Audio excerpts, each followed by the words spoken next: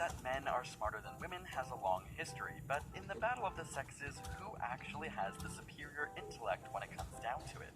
Are boys smarter than girls? Early studies showed that male brains are 8 to 13% larger in volume than female brains. However, this has since been attributed to differences in body size.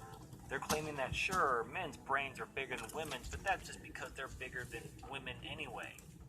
Also take more stress. They'll take into account blood vessels and glial cells.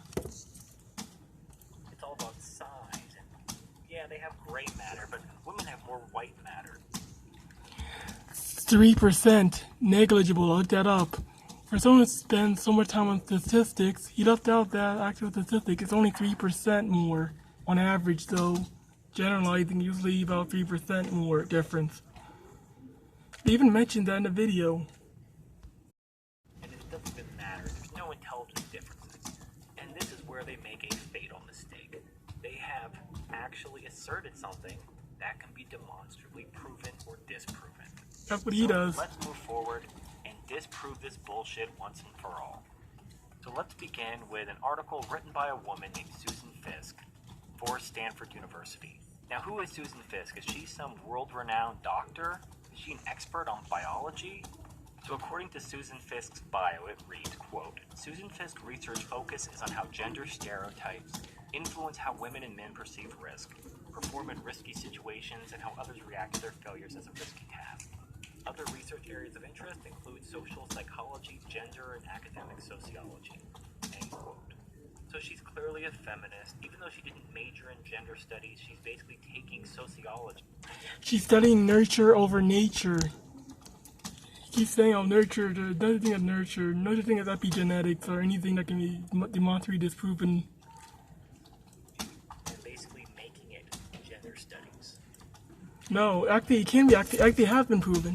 These were attempting gender stereotypes with babies. It's another video I made. Look, what does this say? Sweet dreams. Sweet dreams.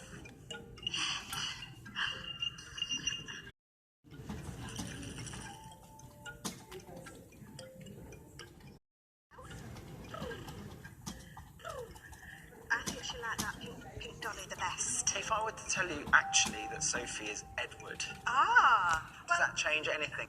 It did demonstrably disprove that retarded monkey. So I have to give her little girl things. Hello. Hello. Hello. Hello.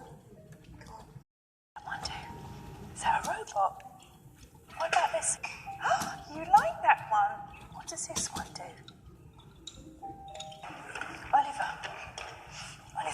You've gone for, you could say, boy toys for Possibly, this boy. possibly in my subconscious, but for me, I was just going for what was around me, but in fact my subconscious was automatically playing a trick on me that I was... If I tell you that he is actually a girl.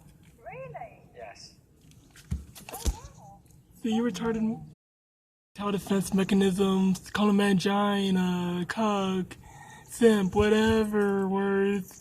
To block the fat, whatever fat, keep it from facing fat, just go around name calling.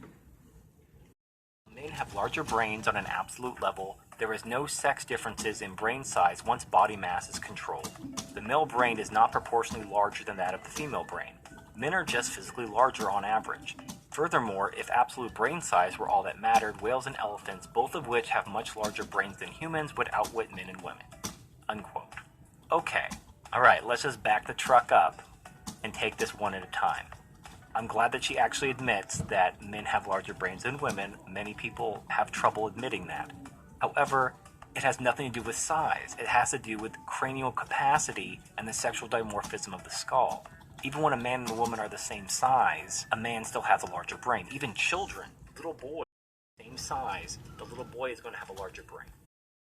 Don't even have the greatest proportional body mass relative to their brain size, because what about mice? They have really small bodies and their brains are pretty big in comparison to their bodies. That's true.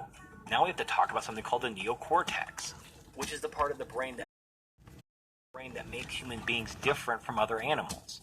Now, when you look at a picture of a brain, you see all these wrinkles and ridges and valleys and stuff like that. Those actually increase the area of the neocortex. Actually, the guy thought. Animals, very simple mammals They got- like mice, have very smooth neocortexes, whereas the more advanced animals have very wrinkled neocortex. They actually did talk about the neocortex. Differences in body size. Women have more gyrification or brain folding, and as a result, a greater cortical surface area. Besides, bigger. Mention that very thing, you stupid retard. On to sexual dimorphism and with sexual dimorphism and generalizing. Though, like males having more connections within hemispheres, while women have more connections between hemispheres. But overall, MRI brain imaging shows significant overlap in the physical structure between the sexes. After studying 1,400 brains and comparing the sexes, researchers found that mostly all men and women show a mosaic of female and male typical structures in the brain.